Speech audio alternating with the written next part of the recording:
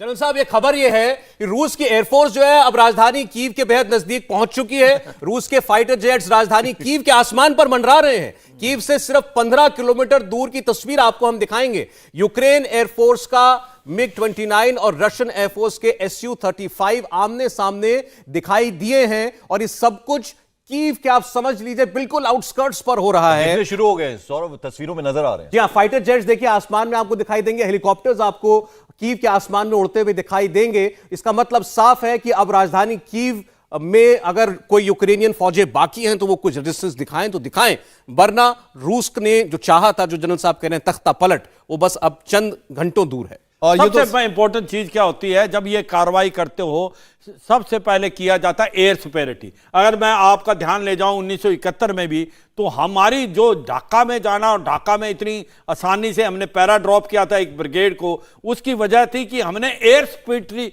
Gain कर ली थी। दुश्मन के एयर डिफेंस वेपनों को नष्ट कर दिया था, जो एयर के अंदर हमारी सुपेरिटी थी। आज कुछ ऐसा ही रूस की फौजों ने कर लिया है। उन्होंने एयर सुपेरिटी ले ली है, उनके जहाजों की काबिलियत बहुत ज्यादा है। अब वो कीव के नजदीक पहुंचने वाले हैं और मुझे नहीं लगता कि ज्यादा टाइम, जैसे सौरभ भी बता रहे थे कि ज्यादा टाइम नहीं है जब वो कीव पे कंट्रोल कर लेंगे। जैसा आपने 71 की जंग का इशारा किया, आपने तो खुद उसमें पार्टिसिपेट किया है।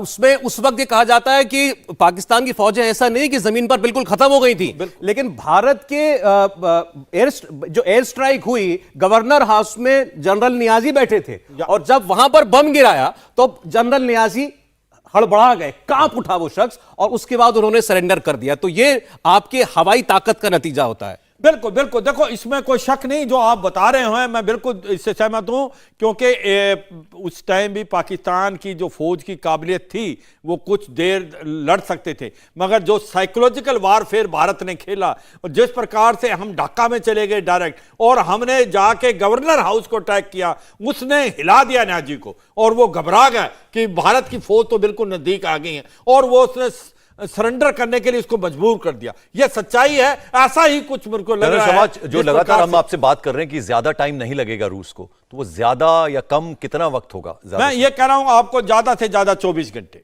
ज्यादा से ज्यादा 24 घंटे, मैं लगता है उससे कम ही होंगे, पर मैं ये लगता है 24 घंटे के अंदर अंदर ये मिडनाइट तक। सर मुझे तो लग रहा है कि मिडनाइट तक जिस तरह के हालात चल रहे हैं। अच्छा सर, मैं एक चीज जिक्र इसलिए करना चाह रहा हूं क्योंकि लगातार हम बात करें कि नाटो क्या कर सकता है, नाटो ने क्या किया, क्योंकि आप इसको बता पाएंगे। जॉर्जिया पे जब जिस तरह से अटैक हुआ था, और जॉर्जिया के पास टर्की पड़ता है जो कि नाटो देश ही था, और नाटो देश ने उस वक्त कुछ भी नहीं किया। जॉर्जिया को बोला गया था, जैसा कि इस बार आश्वासन दिया गया है, तब भी बोला गया था नहीं, जॉर्जिया पे कुछ अटैक होता है तो नाटो जाएगा, अमेरिका सपोर्ट करेगा, लेकिन सपोर्ट नहीं हुआ और जॉर्जिया के जो हिस्से थे वो निकल गए। एक अपडेट दे रहे हैं पवन, रूस के फाइटर प्लेन जो दिखाई दिए हैं वो यूक्रेन के पावर स्टेशन पर कब्जा करने की कोशिश कर रहे हैं, और यूक्रेन के बिजली काटने की रूस ने कोशिश की है। जिस तरह की बात हम पहले कर रहे थे, पूरे यूक्रेन को अंधेरे में डालने की कोशिश है, क्योंकि अब अंधेरा होगा। अंधेरे में हमले की शुरुआत हुई थी, दूसरा हमला 2 बजे हुआ, और अब पावर प्लांट्स या पावर स्टेशंस पर हमला किया गया है ताकि बिजली को बाधित किया जा सके, यानी प्राइमरी सर्विसेज हैं उनको डिस्टेबलाइज करके परेशानी में डाला जाए। और इसी के तहत रूस ने यूक्रेन के पावर स्टेशन को कब्जे में लेना शुरू किया है ताकि इसका एक हाइड्रो पावर प्लांट भी कब्जे में ले लिया है। पवन, जनरल साहब, क्या ये युद्ध की जो कॉपी बुक स्ट्रेटेजी होती है वो है? बिल्कुल बिल्कुल, ये स्ट्रेटेजी है कि किस प्रकार से कि जब आपने चारों तरफ से घेर लिया है, उसका पानी बिजली काट दिया है, तो उसका रेजिस्टेंस कम हो जाता है और घबराहट पैदा हो जाती है लोगों के बीच में, और जल्दी हाथ खड़े कर देते हो। तो मुझे लगता है ये जो भी कार्रवाई रूस कर रहा है एक स्ट्रेटेजी के तहत कर रहा है। अभी वो एयर सुपेरिटी गेन कर ली है, उसने मिसाइलों से जो इनका हेडक्वार्टर है, मिलिट्री ऑपरेशन हेडक्वार्टर, उस पर फायर किया है, बिजली पानी काट दिया है, और धीरे धीरे वो कीव की तरफ बढ़ रहे हैं। और सच्चाई यह है कि ज्यादा से ज्यादा 24 घंटे, मैं कहता हूं ज्यादा ही बोल रहे हैं। अगले साहब, इन तस्वीरों पर आप क्या कहेंगे? देखो, ये तो ऐसा लगता है कि ये तो लॉजिस्टिक के लिए कुछ ना कुछ ट्रक्स हैं, मगर ये सच्चाई है कि जिस पर अभी ये आर्टिलरी गन्स हैं जो कि एंटी एयरक्राफ्ट गन, वो भी हो सकती है। देखो, मैं ये कह रहा हूं जिस हिसाब से ये जा रही हैं, एडवांस कर रही हैं कीव की तरफ, कोई उसको रेजिस्टेंस नहीं है। कहां दिख रही है यूक्रेन की फौज? वो तो लग ही नहीं रहा कि कोई रेजिस्टेंस कर रही है। तो इस ऐसे में ज्यादा टाइम नहीं लगेगा। क्या बड़ी अजीब सी तस्वीर है सर, आरटी गन्स लिए ट्रक जा रहा है, पीछे सिविलियन गाड़ियां चल रही हैं, बगल में हेलीकॉप्टर उड़ रहा है।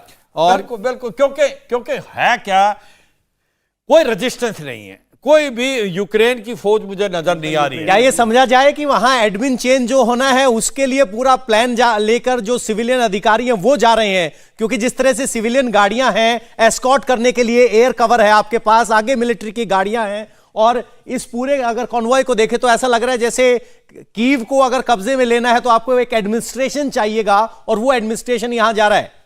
हाँ, कुछ ऐसा हो सकता है, क्योंकि ये तो बड़ा अचंभे वाला सिचुएशन नहीं, है ये कि ऐसे एक गाड़ी में आरटी गन का ले जाना और बाकी सिविल गाड़ी होना एक बड़ा सरप्राइज है। अगर ये इलाका भी देखना पड़ेगा, अगर ये इलाका आपका डॉनबास का इलाका पड़ता है तो डॉनबास के इलाके में हो सकता है कि ये वहां के जो सिविलियंस रह रहे हैं वो यहां पर एस्कॉर्ट करके इनको ले जा रहे होंगे, क्योंकि वहां पर ऑलरेडी पहले से जो ट्रूप्स मौजूद थे, रशियन और विद्रोही मौजूद थे, हो सकता है इनको वहां से क्लियर लेके जा रहे हैं अगर वो इलाका डॉनबास का इलाका पड़ता है तब। और अगर नहीं तो यहां पर जो फिलहाल तो देख के लग रहा है कि ये जो ट्रूप्स हैं ये सारे रशियन ट्रूप्स हैं, और इन पे जो साइन जो बना हुआ लगातार हम देख रहे हैं कि जहां जहां पे रूसी सैनिक नजर आए हैं वहां पर उनकी गाड़ियों में चीजें नजर आई हैं। और रूसी फोर्स ने यूक्रेन का हाइड्रो पावर बिजली काटने की कोशिश की है, और इसका मतलब साफ है कि जैसे बिजली काट दी जाएगी रात को यहां पर हमले होंगे। इस वक्त आ रही है यूक्रेन के एक और अटैक ने, रूस ने एक और अटैक किया है यूक्रेन के खार्किव तक। रूसी टैंक पहुंच गए हैं यूक्रेन के 3 शहरों पर, कीव, खार्किव और मारियुपोल शहर पर कब्जे की कोशिश कर रहे हैं रूस के सैनिक। अगर इन 3 बड़े शहरों पर कब्जा हो जाता है तो अब सिर्फ कीव ही बचता है, यानी कहा जा सकता है कि 3 शहरों में अभी जंग चल रही है, कब्जे की कोशिश है। इंडिया टीवी हर वक्त हर जगह डाउनलोड करने के लिए सर्च करें India TV news Google play store या ऐप स्टोर पर।